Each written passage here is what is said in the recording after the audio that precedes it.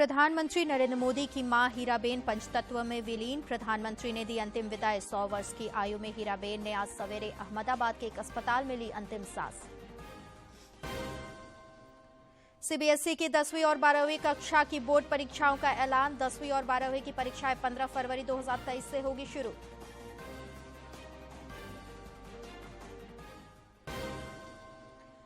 CBI की team ने झारखंड सहित 14 राज्यों के 91 ठिकानों पर एक साथ की छापेमारी। फर्जी प्रमाण पत्र के आधार पर मेडिकल प्रैक्टिस कर रहे मामले की कर रही है जांच। और राज्य स्तरीय मुख्यमंत्री आमंत्रण फुटबॉल कप के फाइनल मुकाबले में महिला वर्ग में रांची जोन के अनगढ़ा और पुरुष वर्ग में पाकुड़ की टीम विजयी।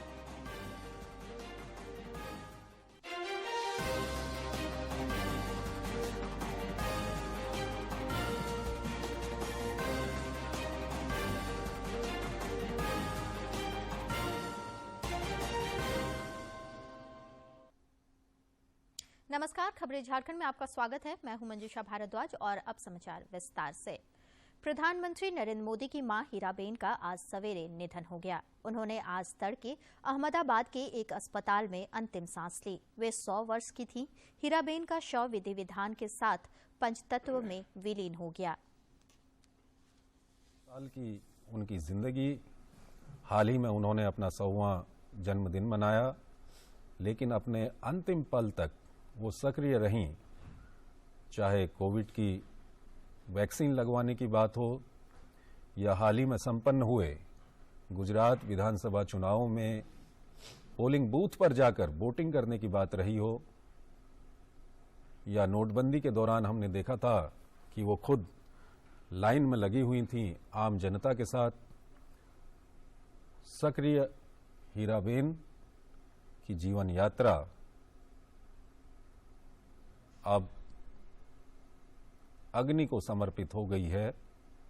पंच महाभूतों से बना हुआ ये शरीर अग्नि को समर्पित हो गया है और ये शरीर उन्हीं पंच महाभूतों में समा जाएगा। आप देख सकते हैं, हिंदू सनातन रीति रिवाज के अनुसार अंतिम संस्कार की जो प्रक्रिया है, उस प्रक्रिया को इस वक्त मूर्त रूप दिया जा रहा है। इससे पहले प्रधानमंत्री नरेंद्र मोदी ने अपनी मां को अंतिम विदाई दी। सब जानते हैं, प्रधानमंत्री के परिवार को हर सदस्य के लिए एसपीजी सुरक्षा की कानूनी व्यवस्था है, उसमें कोई दुरुपयोग नहीं है। लेकिन उन्होंने कभी, मैं उनके बड़े भाई के घर गया था 2016 में, वहां एक नौकर तक नहीं था घर में काम करने वाला। सोम भाई की पत्नी ने हमको चाय बनाई, पकौड़ी खिलाई बना के अपने हाथ से 3-4 बजे शाम को। ये जो आप बात कह रहे हैं ना अनिल जी, ये जो बात कह रहे हैं ये काफी अहम है, क्योंकि किस तरह से सादगी और उच्च विचार के साथ जीवन जीने की जो कला हीराबेन ने सिखाई वो हमने सभी में देखी। जिस तरह से आप बता रहे हैं, उनके जो बड़े भाई हैं, आपने उनके जीवन का भी जिक्र किया। हम प्रधानमंत्री को खुद देखते हैं, हमें आज भी याद है कि जिस वक्त प्रगति मैदान के टनल का उद्घाटन किया गया था, वहां पर जरा सा कचरा पड़ा था तो प्रधानमंत्री ने खुद अपने हाथों से उठाया। यानी कि जिस सादगी, जिस उच्च विचार का हम जिक्र कर रहे हैं, वो उनको उनकी माताजी से प्राप्त हुआ और लेश मात्र भी घमंड नहीं था उनमें। वो हमेशा से ये कहती रही कि मैं सिर्फ निमित्त मात्र हूं, और ये कहना अपने आप में उनको और उच्च पदवी और उच्च स्थान देता है किसी की भी नजर में। देखिए, उनके किसी परिवार के सदस्य ने, किसी माँ, भाई, बहन, किसी ने। प्रधानमंत्री नरेंद्र मोदी अपनी मां हीराबेन की अंतिम यात्रा में शामिल हुए। ये एक दुखद क्षण, जिसके लिए लगातार जो अन्य अलग अलग जो केंद्रीय मंत्री हैं उनकी तरफ से भी शोक संदेश आते हुए, तो अपनी मां की अंतिम यात्रा में शामिल होते हुए एक आम बेटे की तरह, जिस तरह से इस वक्त पर एक बेटे के कर्तव्य को निभाते हुए प्रधानमंत्री सारे कार्यक्रम जो है वो रद्द करते हुए यहाँ पहुंचे और अपनी मां की इस अंतिम यात्रा में शामिल हुए। तो 100 साल के जीवन का ये जो अंत हुआ है हीराबेन का, और साफ तौर पर अपनी माताजी की शमशान यात्रा में कंधा देते हुए प्रधानमंत्री, और जिस तरह से उन्होंने कहा कि उनका जीवन जो है, प्रधानमंत्री का जो जीवन है, जो संघर्ष उन्होंने देखे, जो दार्शनिक पाठ और जो अनुभवों से, तजुर्बों से सीखा, जो पहली शिक्षक रही हैं प्रधानमंत्री की, वो उनकी माताजी रही हैं। और अपने ब्लॉग में कई वाक्यों के जरिए, चाहे हम स्वच्छता का जिक्र करें, साफ सफाई की बात की जाए कर्तव्य परायणता की बात की जाए, उस आखिरी शख्स को मुख्य धारा में शामिल करने की तमाम जो अन्य विशेषताएं हैं, ये उन्होंने अपनी माताजी से ग्रहण की।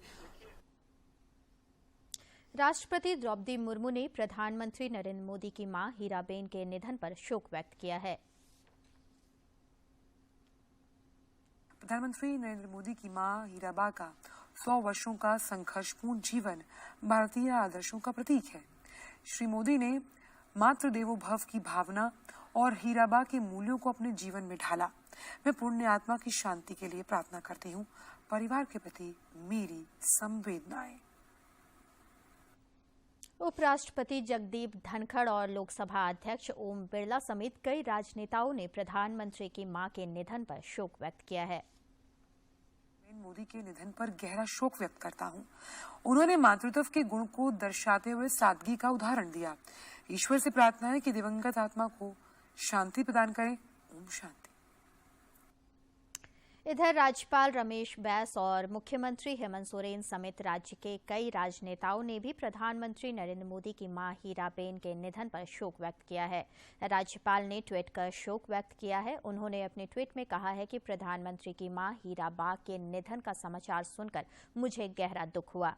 देश को यशस्वी नेतृत्व देने वाली एक तपस्वी और कर्मयोगी मां सदैव स्मरण की जाएगी। दुख की इस घड़ी में प्रधानमंत्री एवं उनके परिजनों के प्रति मैं अपनी संवेदना व्यक्त करता हूं। इधर जनजातीय मामलों के केंद्रीय मंत्री अर्जुन मुंडा ने भी प्रधानमंत्री की मां के निधन पर शोक व्यक्त किया है।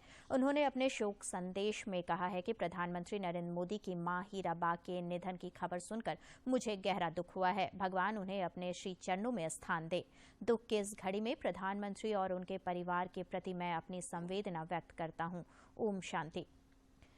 केंद्रीय माध्यमिक शिक्षा बोर्ड सीबीएसई ने 2023 की 10वीं और 12वीं की कक्षा की बोर्ड परीक्षाओं की तारीख सूची जारी कर दी है। 10वीं और 12वीं कक्षा की परीक्षाएं अगले वर्ष 15 फरवरी से शुरू होगी।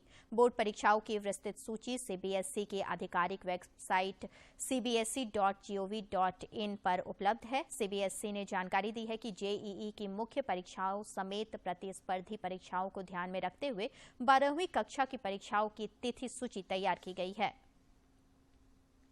गुमला के उपायुक्त सुशांत गौरव ने 10 महिला स्वयं सहायता समूह के बीच भूमि संरक्षण विभाग गुमला द्वारा प्रदान किए गए मिनी ट्रैक्टर का वितरण किया। भूमि संरक्षण विभाग गुमला के द्वारा 10 महिला स्वयं सहायता समूह को 80% अनुदान पर मिनी ट्रैक्टर उपलब्ध कराया गया है ताकि वे खेती बाड़ी को नया आयाम दे सके। महिला स्वयं सहायता समूहों को ये मिनी ट्रैक्टर सौंपते हुए उपायुक्त सुशांत गौरव ने किसान कल्याण कृषि विकास की प्रतिबद्धता दोहराई। एग्रीकल्चर डेवलपमेंट के हेतु जो मैकेनाइजेशन ऑफ फार्म होता है, जिसमें पावर वन ऑफ द सबसे इम्पोर्टेंट इनपुट होता है, उसके लिए पंप का वितरण हुआ है, पाइप का वितरण हुआ है, जो हमारे अलग अलग साइजेस के और अलग अलग पावर के हम लोग देख रहे हैं, मिनी ट्रैक्टर्स का वितरण हुआ है और लोगों से फीडबैक लिया और उनके अंदर काफ़ी उत्साह दिखा। वो चाहते हैं कि अब इसका तुरंत सदुपयोग करें, उनको इस तरह की चीज़ की जरूरत थी, वो काफ़ी दिनों से इसके लिए घूम रहे थे।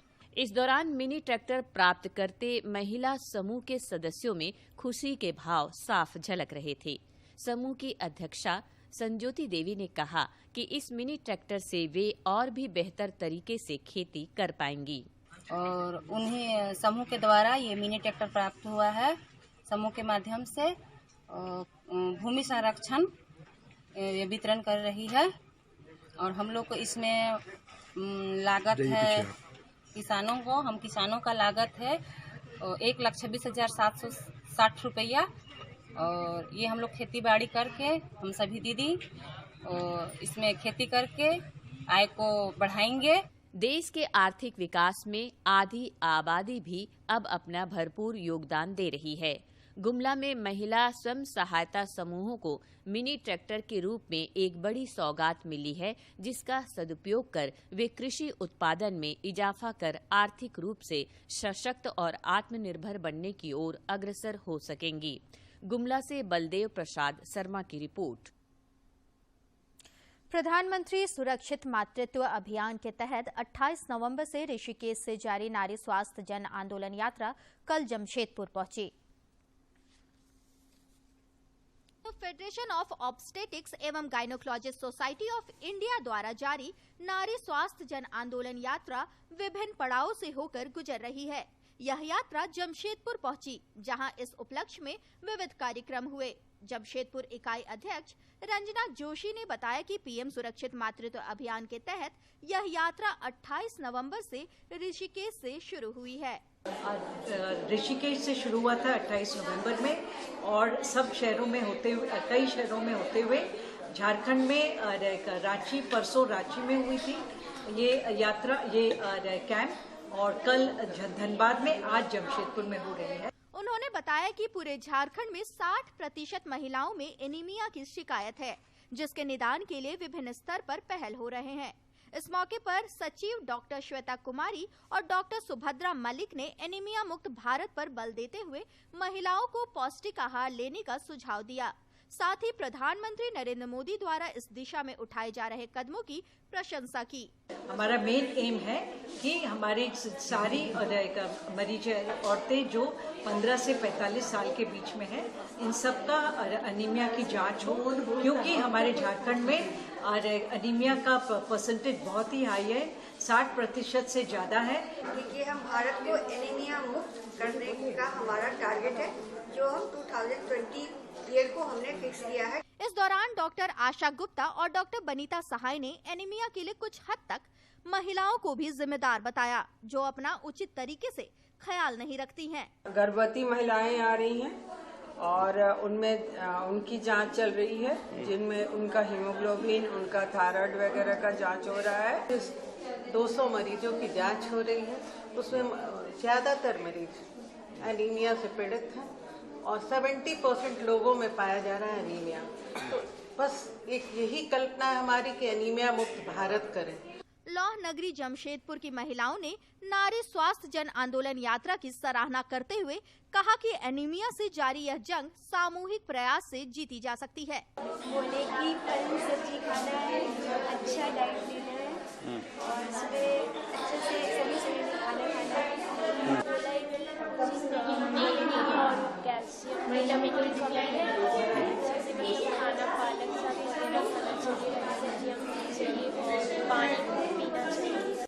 एनीमिया नेशनल राइट के नाम से जारी नारी स्वास्थ्य जन आंदोलन यात्रा गंगा किनारे होते हुए उत्तराखंड, उत्तर प्रदेश, बिहार और झारखंड होते हुए बंगाल के रास्ते गंगा सागर तक जाएगी। जमशेदपुर से राजेश कुमार लालदास की रिपोर्ट। गढ़वा जिले के विभिन्न क्षेत्रों में बच्चों का शिकार कर रहे तेंदुआ को आधिकारिक रूप से आदमखोर घोषित कर दिया गया है। आदमखोर घोषित करने के बाद अब तेंदुआ को मारने के लिए शूटर बुलाया जा रहा है। इसके लिए हैदराबाद के चर्चित जंगली जानवरों के शूटर नवाब शफत अली खान से संपर्क किया गया है। दक्षिणी वन प्रमंडल पदाधिकारी शशि कुमार ने प्रधान मुख्य वन संरक्षण वन्य प्राणी सह मुख्य वन प्राणी प्रतिपालक रांची को इसे लेकर पत्र लिखा है। पत्र में श्री कुमार ने कहा है कि लोगों को मारने वाला तेंदुआ वयस्क है, उसे केज जाल लगाने एवं कैमरा ट्रैप और ड्रोन का इस्तेमाल करने के बाद भी पकड़ने में सफलता नहीं मिल पा रही है। इसके लिए वन प्राणी संरक्षण अधिनियम के तहत उसे मारने की अनुमति दी जाए। गौरतलब है कि 13 दिसंबर से लगातार आदमखोर तेंदुआ जिले के भंडरिया, रंका, चीनिया, रमकंडा प्रखंड में आतंक मचाए हुए है और उसने अब तक 3 बच्चों को मार डाला है। 6 बजे एक बच्चे की मौत हो गई है। इसका मेन कारण है कि लोग अकेले घर से निकल रहे हैं और जंगलों क्षेत्र में भ्रमण कर रहे हैं और नया साल आने वाला है। लोग उत्साह के कारण जो है जंगल क्षेत्र में पिकनिक मनाने के लिए ऐसी सूचना मिल रही है कि लोग संभवतः जाएंगे। ऐसे परिस्थिति में वन विभाग सभी लोगों से हाथ जोड़ के अपील करता है कि तेंदुआ जब तक सूचना यह न प्राप्त हो जाए कि यहाँ के जंगल से चला गया है गढ़वा जिला के बाहर, तब तक आप लोग नए साल के लिए पिकनिक मनाने के लिए जंगल क्षेत्र में ना जाए और जहाँ भी जाए समूह ग्रुप में निकले और सुबह और शाम दिन के ही समय निकले। जब निकले तो ग्रुप में निकले। इनके शिकार का मेन जो है बच्चे और महिलाएं सबसे ज़्यादा होते हैं। तो आप सभी से अनुरोध है कि कोई भी आदमी जो पिकनिक मनाने नववर्ष के अवसर पे सोच रहे हैं वो कृपया नहीं जाए। विदेश से मेडिकल में स्नातक के फर्जी प्रमाण पत्र के आधार पर राज्यों के मेडिकल काउंसिल से मेडिकल प्रैक्टिस के लिए रजिस्ट्रेशन कराने के मामले की जांच कर रही सीबीआई की टीम ने झारखंड सहित 14 राज्यों के 91 ठिकानों पर कल एक साथ छापेमारी की। राज्य में यह छापेमारी बोकारो में हुई। बोकारो में 4 शिव शक्ति कॉलोनी निवासी विनोद कुमार के बेटे मुकेश कुमार के ठिकाने पर पहुंची सीबीआई की टीम ने छानबीन में कई महत्वपूर्ण दस्तावेज जब्त किए हैं। मुकेश कुमार ने 2015 में रूस से एमबीबीएस करने का दावा किया है। सीबीआई सूत्रों के अनुसार फाइनल परीक्षा में उन्हें असफल घोषित किया गया था। उन्होंने मेडिकल प्रैक्टिस के लिए बिहार मेडिकल काउंसिल से 27 अक्टूबर 2015 को रजिस्ट्रेशन कराया था, जिसे राष्ट्रीय परीक्षा बोर्ड ने पकड़ा और प्राथमिकी दर्ज की है। और अब कुछ खबर राज्य के विभिन्न जिलों से।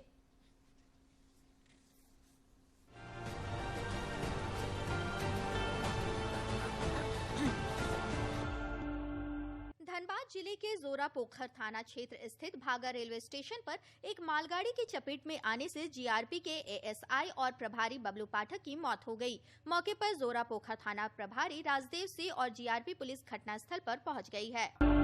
रांची जिले के लालपुर थाना परिसर में अचानक भीषण आग लग गई। देखते देखते आग की लपटें थाना परिसर में जब्त गाड़ियों तक पहुंच गई और आग ने विकराल रूप धारण कर लिया। आग में जलती जब्त गाड़ियों की टंकी ब्लास्ट होने से स्थिति विकट हो गई। आग लगने की सूचना पर अग्निशमक की टीम कई दमकल की गाड़ियों के साथ मौके पर पहुंची और आग पर काबू पा लिया। गुमला जिले के रायडी प्रखंड के ऊपर खटंगा पंचायत अंतर्गत सोपो गांव में 5वें दिन भी जंगली हाथियों का उत्पात जारी रहा। जंगली हाथियों के झुंड ने कई किसानों के घरों को ध्वस्त कर दिया और खेत में लगे सब्जियों को भी नुकसान पहुंचाया। रांची जिले के चान्हो थाना क्षेत्र से पुलिस ने अंतर्राज्यीय चोर गिरोह के 2 सदस्यों को मदरसा पंडरी से गिरफ्तार किया है। गिरफ्तार आरोपियों में शमीम खान और अख्तर अंसारी शामिल हैं। इनके पास से एक car, Aadhaar card, pan card, owner book, प्रदूषण पेपर, बीमा पेपर, चेचिस नंबर छापने वाला सामान बरामद किया गया है।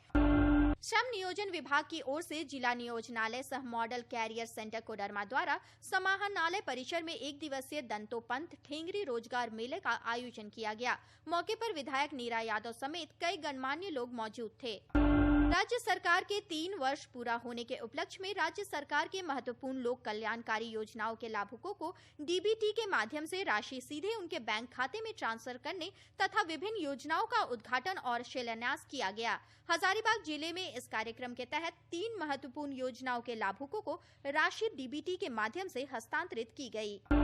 रांची जिले के तमाड़ थाना क्षेत्र से पुलिस ने अफीम के साथ 2 तस्कर को गिरफ्तार किया है। गिरफ्तार तस्करों में बजरंग मंडल और कार्तिक चंद्र भुइयां शामिल हैं। इनके पास से 970 ग्राम अफीम, 2 मोबाइल और 1 बाइक बरामद किया गया है। गुमला जिले के बसिया थाना क्षेत्र के कुम्हारी हाफू मुख्य पथ पर घुनसेरा ढूंढा के समीप एक गर्भवती महिला और उसकी 2 साल की बेटी की हत्या कर दी गई। इस हत्याकांड से पूरे क्षेत्र में सनसनी फैल गई। पुलिस ने दोनों शवों को बरामद कर पोस्टमार्टम के लिए गुमला सदर अस्पताल भेज दिया है। पश्चिमी सिंहभूम जिले में मंत्री जोबा मांझी और उपायुक्त द्वारा संयुक्त रूप से मुख्यमंत्री सारथी योजना के तहत संचालित प्रचार रथ को समाहरणालय परिसर से हरी झंडी दिखाकर क्षेत्र भ्रमण हेतु रवाना किया गया। मौके पर उप विकास आयुक्त सहित श्रम अधीक्षक और अन्य लोग मौजूद थे। कोडरमा जिले में कोरोना से बचाव को लेकर जिला प्रशासन द्वारा जिले के सभी सरकारी कार्यालयों एवं विद्यालयों को मास्क और सैनिटाइजर उपलब्ध कराया गया। इस दौरान लोगों को कोविड से बचाव के उपाय भी बताए गए।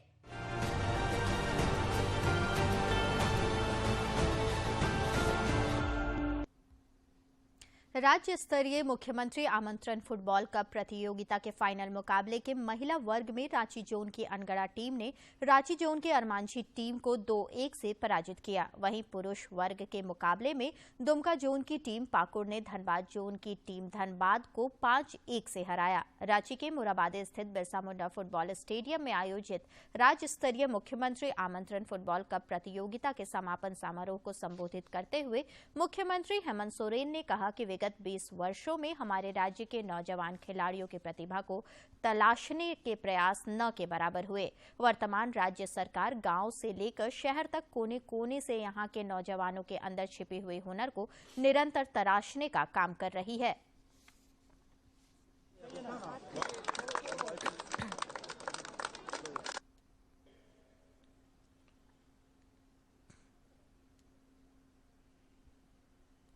गांव से लेकर पूरे राज्य के कोने कोने से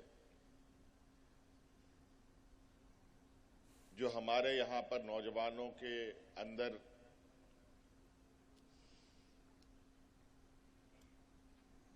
जो छुपी हुई उनका जो स्किल है, उनका जो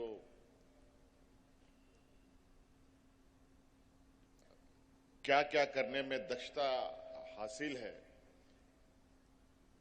निरंतर हम लोग इसकी तलाश में लगे हैं। फुटबॉल विश्व कप 3 बार जीतने का रिकॉर्ड बनाने वाले ब्राजील के दिग्गज फुटबॉल खिलाड़ी पेले का 82 वर्ष की उम्र में निधन हो गया।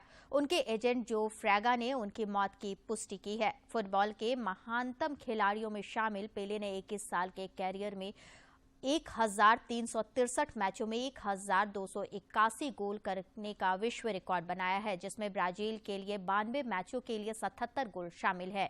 1958, 1962 और 1970 में 3 बार विश्व कप जीतने वाले पेले को वर्ष 2000 में फीफा के प्लेयर ऑफ द सेंचुरी खिताब से नवाजा गया। पेले के नाम से प्रसिद्ध एडसन अरांटिस डो नैसिमेंटो पेले कुछ समय से कैंसर से जूझ रहे थे और हाल ही में अस्पताल में भर्ती हुए थे, जहां उनकी स्थिति बिगड़ गई थी। रांची के एक व्यवसायी नरेंद्र सिंह ने ऊर्जा उत्पादन के क्षेत्र में क्रांति लाने की एक ईमानदार कोशिश की है। सौर ऊर्जा को लेकर इनके प्रयासों की वजह से अब तो इन्हें सोलर मैन कहा जाने लगा है। विकास की दौड़ में भागती दुनिया के लिए ऊर्जा की जरूरतों को पूरा करना एक बड़ी चुनौती है। ऐसे में सौर ऊर्जा प्रणाली को विकसित करना और उसे ज्यादा से ज्यादा सशक्त बनाना समय की मांग है। रांची के व्यवसायी नरेंद्र सिंह करीब 30 वर्षों से सौर ऊर्जा का उत्पादन शुरू करने से लेकर उसे आत्मनिर्भरता तक पहुंचाने के भागीरथी प्रयास में जुटे हैं। नरेंद्र सिंह फिलहाल अपने प्लांट में 50 मेगावाट सौर ऊर्जा का उत्पादन कर रहे हैं, जिसे जल्द ही 400 मेगावाट करने का लक्ष्य है। झारखंड से बिलोंग करते हैं, तो हमारा एक एम था कि हम इस टेक्नोलॉजी को झारखंड में एस्टेब्लिश करें।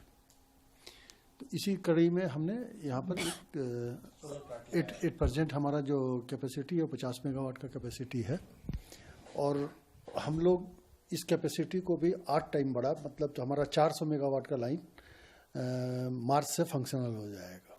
नरेंद्र सिंह सौर ऊर्जा प्रणाली से जुड़े यंत्रों का भी निर्माण करते हैं। उनके बनाए सोलर प्लेट, सोलर लाइट और लालटेन आज झारखंड के कई कार्यालयों और घरों को रोशन भी कर रहे हैं। नरेंद्र बताते हैं कि यंत्रों के निर्माण में आवश्यक रॉ मटेरियल के लिए उन्हें हालांकि कई दूसरे राज्यों पर निर्भर रहना पड़ता है, लेकिन उनका इरादा लोगों को सस्ते से सस्ते दर पर सौर ऊर्जा और इसके यंत्र उपलब्ध कराना है, ताकि लोगों का झुकाव ऊर्जा के इस वैकल्पिक स्रोत की ओर बढ़े। टेक्नोलॉजी इम्प्रूव होके ये इसका प्राइस सर्टेनली बहुत ड्रॉप हो रहा है, और आज के तारीख में ये कन्वेंशनल एनर्जी से भी सस्ता है। जैसे कन्वेंशनल एनर्जी का पर यूनिट कॉस्ट 7 रुपीज़ है। अगर हम लोग ये सोलर से अगर बिजली बनाते हैं और बेचते हैं तो इसका कॉस्ट 3 रुपया है। नरेंद्र के सोलर पावर प्लांट के कर्मियों में महिलाओं की संख्या पुरुषों से भी अधिक है। वे कहती हैं कि उन्हें खुशी है कि वे एक बड़े और ऐतिहासिक अभियान का हिस्सा है। झारखंड में एक भी सोलर प्लांट नहीं है। रांची में ही एक मैन्युफैक्चरिंग यूनिट है, अभिषेक सोलर इंडस्ट्रीज, जो मतलब बहुत ज़्यादा ही हमारे लोकल एरिया को और बाकी को सपोर्ट कर रही है। जैसे हमारे यहाँ बहुत ज़्यादा लेडीज़ को काम दिया जाता है। यहाँ कर्मियों को न सिर्फ काम का एक बेहतरीन माहौल मिलता है, बल्कि सीखने के लिए भी यहाँ बहुत कुछ है। स्थानीय लोगों को एक ठोस और निर्बाध रोजगार का अवसर मिलने से वे बेहद खुश हैं। और यहाँ काम करके हम जमीन खरीदे, घर बनाए और अच्छा चल रहा है। यहाँ मेरा घर परिवार पहले ठीक नहीं चलता था, जब से सोलर प्लांट में आए हैं तब से अच्छा चल रहा है। मतलब यहाँ जब से हम लोग ज्वाइनिंग किए तब से बहुत अच्छा चल रहा है, घर में भी बहुत सुधार आया।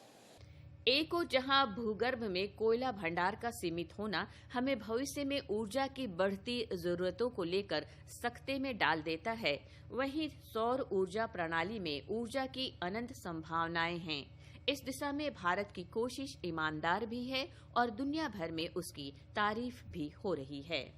रांची में ये अभिषेक सोलर प्लांट है, जहां पर कई मुल्कों और हमारे देश के कई राज्यों से जो इसके सामान है वो यहाँ पर इंपोर्ट किए जाते हैं और उसके बाद यहाँ पर इस तरीके से यहाँ पर सोलर जो प्लेट्स हैं वो बनकर तैयार होते हैं और उसके बाद बाकायदा उसकी फिटिंग की जाती है और उसके बाद यहाँ से इसकी सप्लाई कई राज्यों में होती है और साथ ही साथ दुनिया के कई मुल्कों में भी यहाँ से सोलर